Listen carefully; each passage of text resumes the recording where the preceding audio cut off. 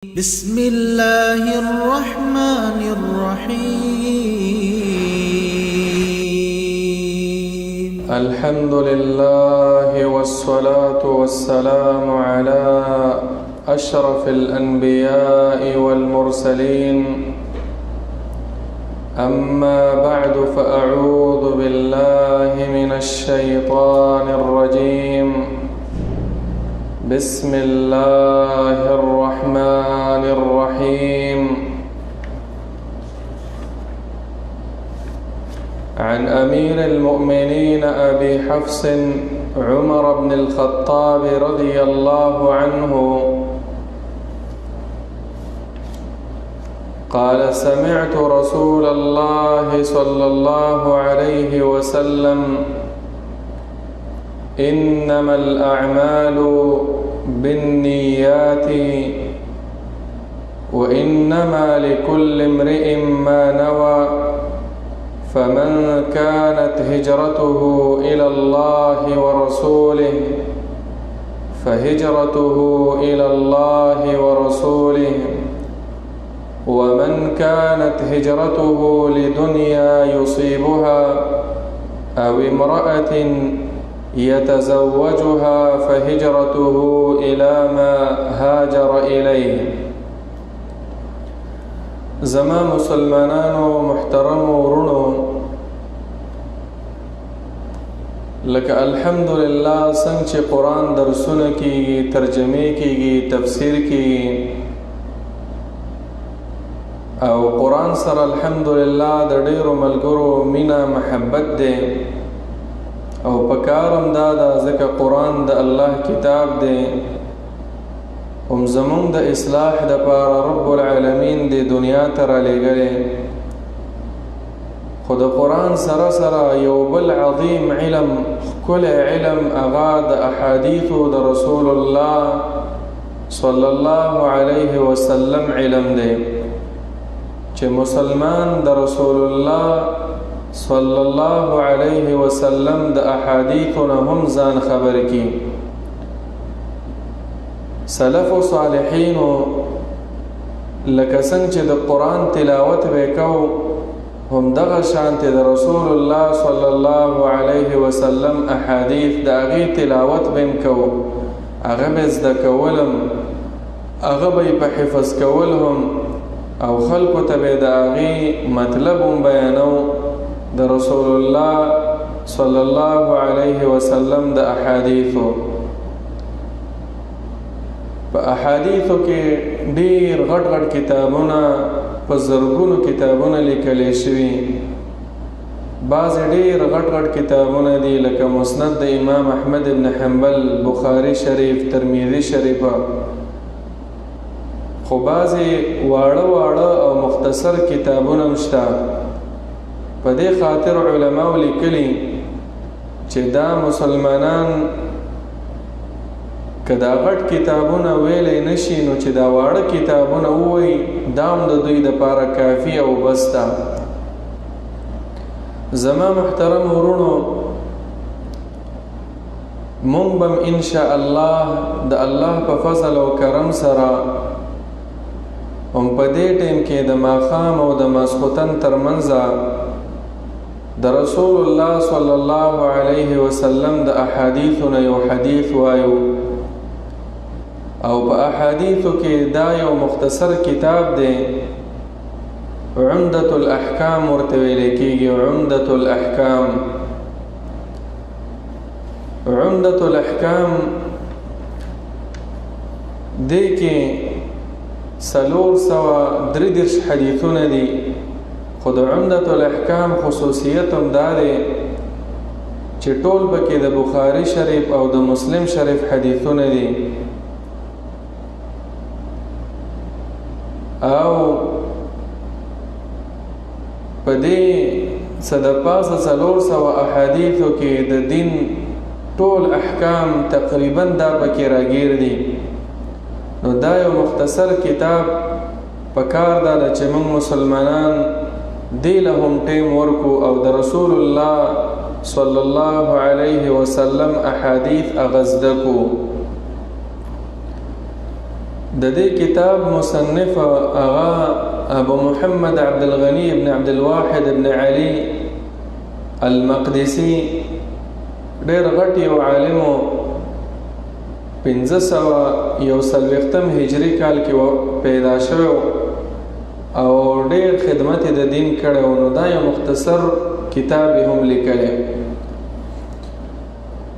په ټولو کې اول حدیث د عمر بن الخطاب رضی الله عنه راوړی حدیث الفاظ دادي عن عمر بن الخطاب رضي الله عنه قال سمعت رسول الله صلى الله عليه وسلم يقول إنما الأعمال بالنيات وإنما لكل امرئ ما نوى دا حديث عمر بن الخطاب رضي الله عنه دا رسول الله صلى الله عليه وسلم نے روایت کړي عمر بن الخطاب د کنیه ابو حفص امیر المؤمنین د مسلمانانو دویم خلیفہ پشپغم کال د نبوت او د پیغمبرۍ باندې د ایمان راوړو اسلام راوړو دی ویشکلن عمر رضی الله عنه چې اسلام راوړو او د اسلام په وجه باندې مسلمانانو ته ډېر عزت او ډېر اوچتوالی او ډېره ترقي ملاو شوه او د رسول الله صلی الله علیه وسلم دعوت هغه هم د اسلام په وجه باندې راښکاره شو ځکه دا ډېر یو جرأتمن صحابي و نو دی د چا نه یریدو او صحابه کرامو کې غوره صحابه کرام په لیست کې چې دی عمر بن الخطاب رضی الله عنه دی چې په یو مجلس کې نبی علیه السلام ورته وویل چې ته د جنتیانو نه یې په هغه اولني مهاجرینو صحابه کرامو کې و د بدر غزا ته بیعة الرضوان او ټولې هغه غزاګانې چې نبی علیه السلام پکې شریک و دی هم پکې شریک شوی و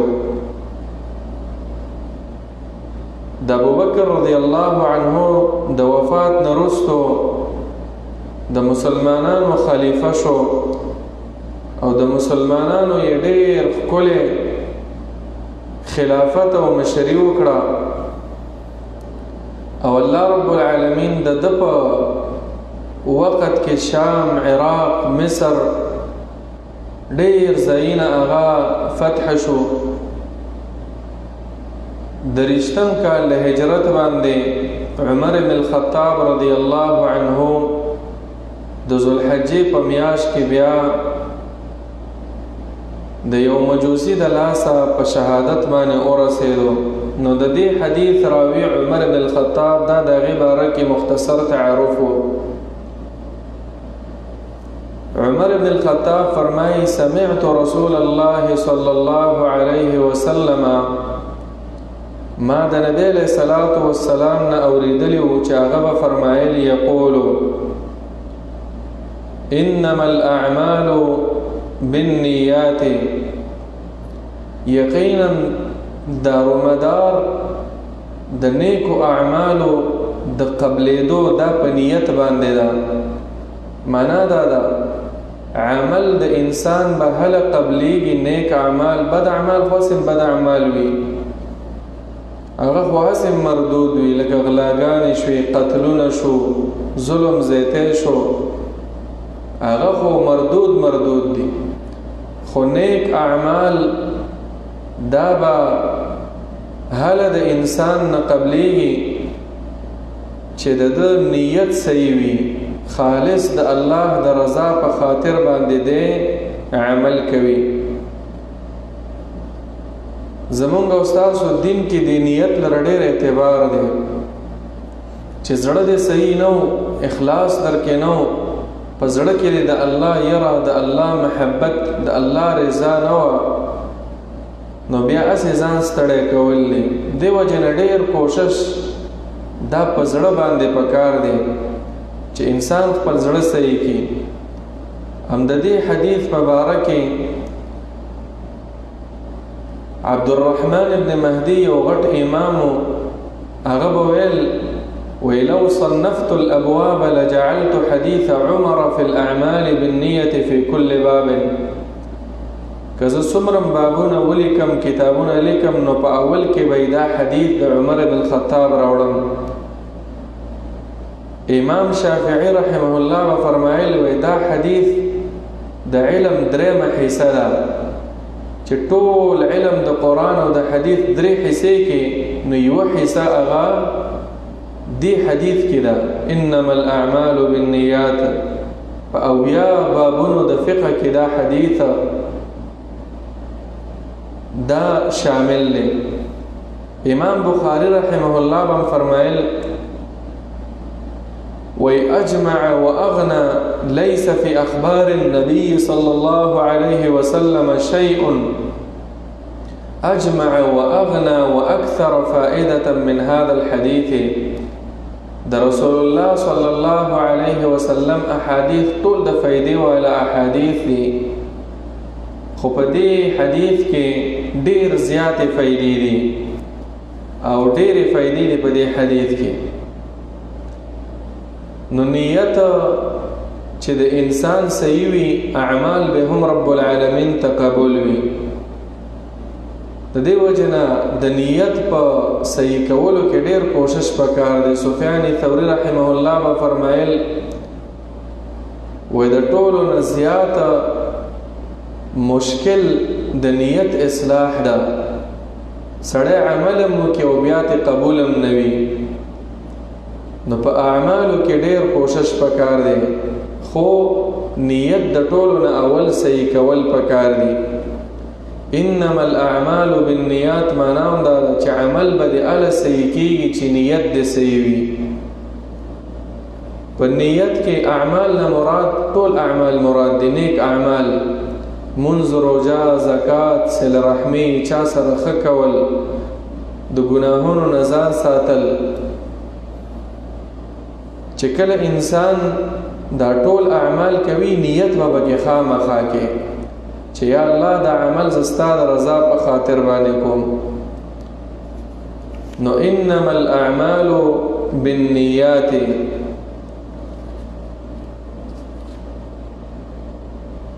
په نیت سره د انسان د عمل د عبادت او د عادت منځ کې فرق هم راځي. نیت به موږ څنګه پیژنو؟ نیت معنا چې د عادت او د عبادت په منځ کې فرق راولي. لکه مثلا یو سړی د هغه روټۍ نه خوري چې زه روټۍ نه خورم او مطلب دا وي چې لږ وزن مې کم شي نو دې ته خو څه اجر او ثواب په دې کې نه میلاویږي. خپل صحت خیال وساتو. او که یو سړی د روټۍ نه خوري او دا وایي چې زه روژه نیسم چې الله را ناراضي شي همدغه یو شان پرهیز دواړو وکړو خو دا یو عادت او دا بل عبادت. نو په نیت سره د عادت او د عبادت په منځ کې فرق راځي. لکه بل مثال لکه یو سړی د غسل کوي لامبي نو دې چې لامبي اسه د ځان یې خولو د پاره چې ګرمي د لګیخ شمه نو دې ته په دې باندې څه اجر نه ملاوي. او که یو سړی د غسل د دې د پاره کوي چې جنوب شوی دی چې زه صفا شم پاک شم نو دا ورته بیا اجر ملاوي. دغه شان ټول اعمال دي. یو سړی د مونځ د اسه دې د پاره کوي چې بس خوند کوي اسه کته کېدل پورته کېدل یو ورزش دی نو اجر دې ته نه ملاوي. او بل سړی د مونځ د الله د رضا د پاره کوي. یو سړی د صدقه کوي اسی عام عرف کې یو رواج دی غریب سره مدد کول خود الله رضا یې پکې مقصد نه وي نو دې انسان ته اجر نه ملاوي. نو عزیزانو په نیت باندې د انسان د عادت او د عبادت ترمنځ فرق راځي. انما الاعمال بالنیات. دویم د زړونو د عمل چې دی دا چې الله ته قبليږي په نیت باندې لکه زړه کې ویرا توکل محبت خشیت دا ټول اعمال را وستل نو دا هله انسان نه الله ته قبليږي چې کله دا انسان د الله د رضا سوچ او فکر وکي. عام موږ تاسو منځونه کوو، روژې نیسو، نو چې کله انسان په دې کې صحیح نیت ونه کړي، د الله رضای مقصد نه وي، د اعمال د نه قبلېږي. بیا د دې لړ مثال نبی علیه الصلاۃ والسلام د ریا ورکړی. ریا معنا ځان ښودنه، دکلاوټ.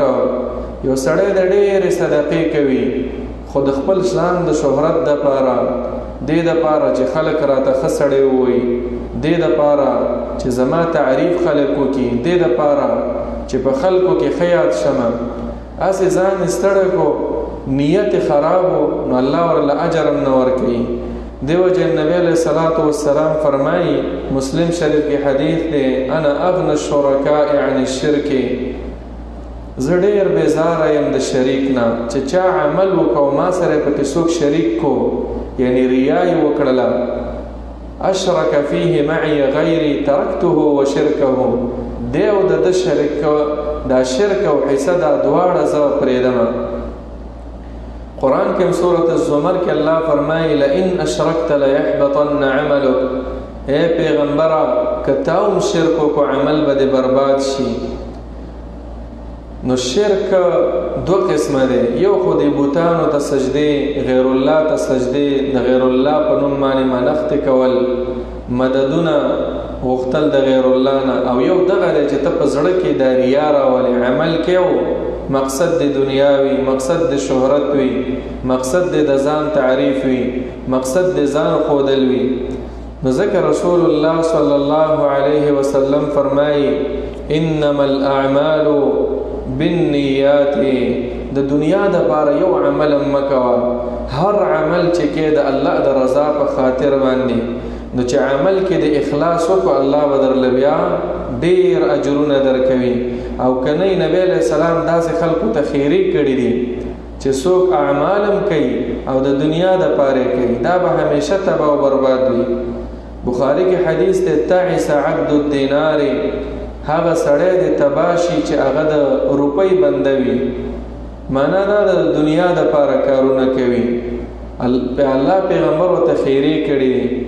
نو دې وجې نه کوشش دا پکار دی چې نیت سړی صحیح کړي، هر عمل چې کې د الله عظمت ځان ته رایادوه، د دې عمل ثواب ځان ته رایادوه، نو بیا به کامیابي. او که عمل دی د جهاد په شان عظیم الشان عمل وي، او دارنګې د صدقات او د زکات په شان لوی عمل وي، او انفاق په شان لوی عمل وي، او د علم په شان یو قدر والا عمل وي، خو چې د الله رضا پکې نه وي، دا عمل برباد دی. نو ځکه نبی علیہ السلام دې حدیث کې فرمایي، انما الاعمال بالنیات، یقینا دارومدار د نیکو اعمالو، یعنی اعمال اله قبلیږي چې د سړي نیت هغه صحیح وي.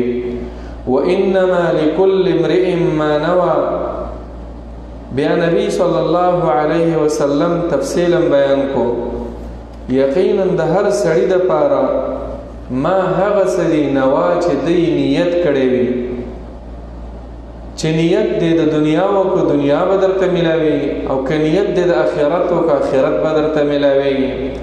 نبی علیہ السلام مثال ورکو، فمن كانت هجرته الى الله ورسوله، هغه سړی چې د هغې هجرت د الله دپاره او د الله د رسول دپاره وي، نو دا هجرت الله و رسول ته قبول لی، فهجرته الى الله ورسوله.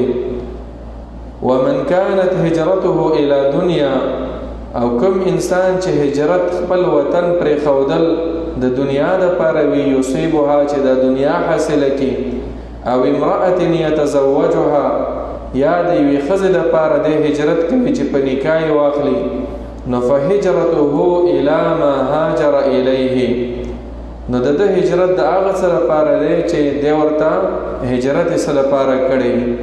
ګورئ د حدیث کې نبی علیہ السلام د نیت مثال کې هجرت ورکو. هجرت ډیر یو عظیم الشان عمل دی. هجرت یو هجرت هغه دی دلته په دې حدیث کې چې مراد دی هجرت المکان ورته وایي، چې خپل کلی پرې ښودل او بل کلی لتلل، خپل ملک پرې ښودل بل ملک ته تلل، په دې خاطر باندې چې په دې خپل ملک کې په خپل کلی کې په اسلام عمل نشي کولای نو بل کلی ته لاړ شي. او دا هجرت دا فرض وي کله کله او کله مستحب وي. فرض اله چې ستا وس او طاقت کېږي او د دې کلی نه وتی شي او په دې خپل کلی کې په خپل ملک کې د الله په دین باندې عمل نشي کولی او بل ځای ته معلوم وي هلته تللی شي نو بیا دا هجرت دا فرض دی. داسې هجرتونه رسول الله صلی الله علیه وسلم کړي. نبی علیه السلام مکه عزتمن ځای دی او هجرت یې وکړو ځکه په مکه کې چا عبادت ته نه پرېښودو. دویم قسم هجرت د عمل دی. بخاری کې حدیث معنا دا ده المهاجر من هجر ما نهى الله عنه. صحیح مهاجر غټ مهاجر هغه دی چې هغه ګناهونه پرېږدي، په خپل کلی کې په خپل کور کې اوسېږي او ته ګناهونو سره بایکاټ وکړې، ته هم مهاجر د مهاجر عمره ثواب رب العالمین تعالی درکوي. او هجرت په اصل کې د الله د دین د وجې نه پکار دی. یو کلی پرېښودل، یو ځای پرېښودل د الله د وجې نه ایون دا هم هجرت دی چې الهجر لاجل الدین د یو چا سره ته تعلق پرېږدې، یو چا سره ورانه کې صرف په دې خاطر باندې چې دا فاسق دی فاجر دی، دعوت ورته وکړي دعوت دله نه مني، بېدینه دی، په معاشره کې کفریات شرکیات بدعات ګناهونه دا خوروي او دعوت په اثر نه کوي، نو داسې سړي سره هجرت پکار دی، بایکاټ پکار دی. او د دنیا د وجې نه یو چا سره چې ورانه کې یو چا سره هجرت وکړي، هجرت معنا بایکاټ ورسره وکړي نو 3 ورځو نه وراخوا بیا اجازه نشته. نبی علیہ السلام فرمایي لا يحل لمسلم ان يهجر اخاه فوق 3. مسلمان د پاره پکار نه چې خپل رور د 3 ورځو نه بره د هغې سره بایکاټ وکړي د دنیا په کارونو کې. نو زما عزتمند ورونو دا حدیث یو عظیم الشان حدیث دی. د ټولو نه اول د دې حدیث نه دا مسئله ثابته شوه چې نیت هغه صحیح کول پکار دی. هر یو عمل چې کوي اخلاص النیه دا عمل د الله د پاره کوه. هجرت غوندې یو غټ عمل کدا هم د دنیا د پاره وکړو اجر درته نه میلاویږي. نبی علیه السلام فرمایي چې یو سړی د دنیا د پاره خپل ملک پرېږدي او بل ځای له ځي نو دې انسان ته هغه اجرونه هغه بیا نه میلاویږي. نو د حدیث اصلي مقصد هم دا دی خپل نیتونه اصلاح کول. کور ته پیسې ګټې، مزدوري کې، مسافري کې، ذهن کې دا راوله چې الٰه العالمین دا صرف او صرف ستا د رضا په خاطر کوم. پیسې چې لېږې یا په کور کې یې په خپلو بچو باندې خرچه کې، زړه کې دا راوله چې رب العالمین د ټولو نه عظیمه صدقه دا ده چې په خپلو بچو باندې صدقه وکړي. نو زه د دې وجې نه دې کور ته دا خرچه راوړم. صرف داسې مه وه چې بس څه وکړم مجبوریت دی نو چې زه ونه کړم نو څوک یې کوي. نه، نیت پکې د الله رضا ګرځوه. دارنګې منځونه کې، روژې نیسې، د غریبانانو سره کومکونه کې، مددونه کې، نور نیک اعمال کې، هجرت کې، جهاد کې، علم کې او هر یو نیک عمل چې دی نو په هغې کې دارومدار دا په نیت پورې دی.